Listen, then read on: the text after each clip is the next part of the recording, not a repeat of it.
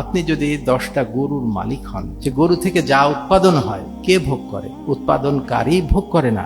গরু ধরে অনেক লিটার দুধ দিল, গরু কিন্তু সেই দুধের দাম যে বিক্রি করে যেটা হলো সেটা কিন্তু গরু ভোগ করে না, মালিক ভোগ করে। আপনি যদি একটা গাড়ির মালিক হন, গাড়ি থেকে যা উৎপাদন হয় গাড়ি কিন্তু ভোগ করে না, ভোগ করে মালিক ভোগ করে। তাহলে আমার মালিক যদি আল্লাহ পাক হয়ে থাকেন, তাহলে আমার থেকে যা উৎপাদন হবে তা ভোগ করবেন আল্লাহ পাক। আমি কতটুকু ভোগ করব? যেটুকু আমার খাওয়া পড়া এবং চলার জন্য প্রয়োজন। আমরা চিন্তা করি এরকম যে আমার যা ইনকাম হচ্ছে, অথবা এভাবে যদি চিন্তা করি যে আল্লাহ পাক আমাকে যা দিয়েছেন, যে ইনকামটা দিয়েছেন সেটুকু আমাকে খরচ করার জন্য দিয়েছেন, এইরকম মনে করি। আসলে কিন্তু আমার মনে হয় না যে ইনকামই আমি করি না কেন পুরোটাই আমাকে খরচ করার জন্য আল্লাহ পাক দেননি। আমার কাছে এরকম মনে হয়। দলিল কি? দলিল হলো এরকম, মানুষের মালিক আল্লাহ পাক।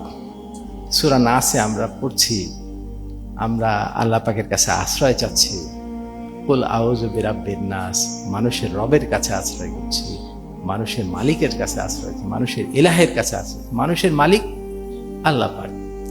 দুনিয়াতে দেখেন, আপনি যদি 10টা গরুর মালিক হন, যে গরু থেকে যা উৎপাদন হয় কে ভোগ করে?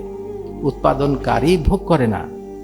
গরু ধরে অনেক লিটার দুধ দিল, গরু কিন্তু সেই দুধের দাম যে বিক্রি করে যেটা হলো সেটা কিন্তু গরু ভোগ করে না, মালিক ভোগ করে। আপনি যদি একটা গাড়ির মালিক হন, গাড়ি থেকে যা উৎপাদন হয় গাড়ি কিন্তু ভোগ করে না, ভোগ করে মালিক ভোগ করে, রাইট?